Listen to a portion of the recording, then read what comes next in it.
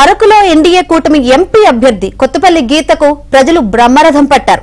అరకులో ప్రధాన రహదారుల పొడవునా బీజేపీ, టీడీపీ, జనసేన కార్యకర్తలు, నాయకులు గీతకు స్వాగతం పలికారు. అరకు శివారు నుంచి కిలోమీటర్ల మేర వాహనాలతో భారీగా కొత్తపల్లి గీత అభిమానులు, కార్యకర్తలు పాల్గొన్నారు. అడుగడుగున గీతకు మంగళహారతులు, గిరిజన సంప్రదాయ నృత్యాలతో స్వాగతం పలికారు.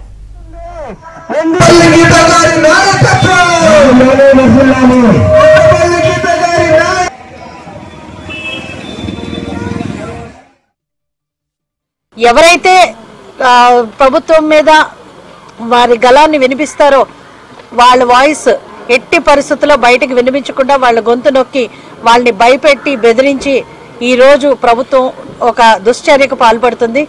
అలాగే నరేంద్ర మోదీ గారు ఏదైతే భావి తరాల కోసం సంక్షేమం అందించాలనుకున్నారో, అభివృద్ధి చేయాలనుకున్నారో, ఆఖరి బిందువు వరకు గిరిజనులకి చేరాలి, ప్రతి ఒక్కరికి చేరాలి, ప్రతి ఒక్క కుటుంబానికి చేరాలి.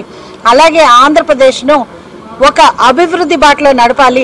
భారతదేశం ఈ రోజు ఎలాగైతే విశ్వ గురువులాగా మొత్తం ప్రపంచ పటంలోనే పెట్టారో అట్లాగా మన ఆంధ్రప్రదేశ్ కూడా 20 సంవత్సరాలు వెనబడిన ఆంధ్రప్రదేశ్ని మళ్ళీ ముందుకు తీసుకెళ్లాలంటే ఈ కూటమి ప్రభుత్వం ఖచ్చితంగా రావాలని చెప్పి ప్రజలు కూడా భావిస్తున్నారు. మేము కూడా ప్రజల్లోకి వెళ్తున్నాము.